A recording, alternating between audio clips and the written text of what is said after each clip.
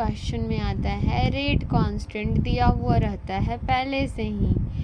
तो rate constant का मतलब होता है अगर मेरे पास एक डब्बा में 100 ग्राम चीनी है, 100 ग्राम चीनी है अगर शुरू में, ठीक है, शुरू में मेरे पास 100 ग्राम चीनी है और बाद में मेरे पास 30 ग्राम भी चीनी अगर इतना थोड़ा सा भी बच रहा है ना, ये बाद में का समय हो गया, ये बाद का समय हो गया।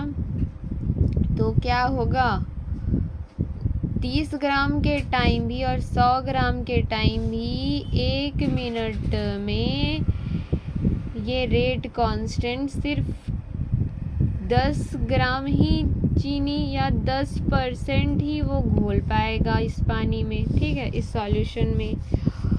और अगर 30 ग्राम में भी अगर हम 1 मिनट में देखें जाए तो 10 ग्राम ही ये घोलेगा और 10% ही घोलेगा, या 10 ग्राम बोलें या 10% बोलें, इतना ही घोल पाएगा। ये फर्स्ट ऑर्डर में होता है।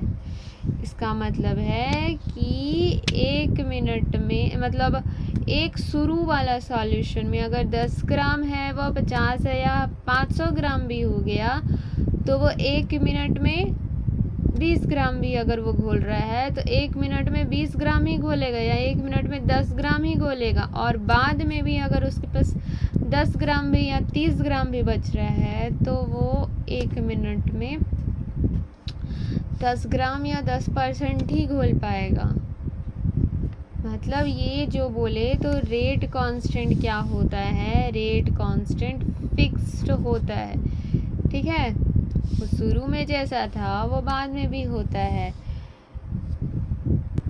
क्वेश्चन बोलता है 54 का, the rate constant of a first order reaction 15 into 10 to power minus 3 per second. How long will 5.0 gram of this reactant take place to reduce to 3.0 ग्राम। तो रेट कांस्टेंट मतलब 5.0 ग्राम के time पे, ये 5.0 ग्राम के टाइम पे भी रेट कांस्टेंट इतना ही speed में था, ठीक है, उतना ही सेकंड में काम कर रहा था। और अगर 3 ग्राम अगर वो चीनी हमारा रिएक्टेंट या हम बोल दें शुगर, रिएक्टेंट को एग्जांपल के लिए बोला जाए अगर शुगर, तो शुरू के टाइम पे 5 ग्राम था तो 5 ग्राम के टाइम पे उसका कितना सेकंड में वो घोल रहा था वो शुगर को, 15 into 10 to power minus 3 पर सेकेंड के स्पीड से वो घोल रहा था। तो 3.0 ग्राम के में भी वो 15 into 10 to power minus 3 पर सेकेंड के स्पीड से ही वो घोलेगा। तो वो बस टाइम पूछ रहा है कि 5.0 ग्राम का रिएक्टेंट बोले या शुगर घुल के अगर वो 3 ग्राम हो रहा है तो 5 ग्राम से 3 ग्राम के बीच कितना स्पीड बोल रही हूँ, कितना टाइम लगेगा, सेकेंड लगेगा। क्वेश्चन में दिया है पहले ही से द रेट कांस्टेंट के 15 into 10 to power minus 3 पर सेकेंड। इनिशियल अमाउंट शुरू में कितना था, वो 5 ग्राम था, इनिशियल अमाउंट, फाइनल अमाउंट दिया है 3 ग्राम। तो ये था हमारा फर्स्ट ऑर्डर का रिएक्शन। वो क्वेश्चन में पहले ही लिखा था, नहीं लिखा था, तो हमको समझना है। क्वेश्चन में लिखा हुआ रहता है फर्स्ट ऑर्डर रिएक्शन, तो फर्स्ट ऑर्डर रिएक्शन के लिए हमें टाइम निकालना है, तो ये फार्मूला है।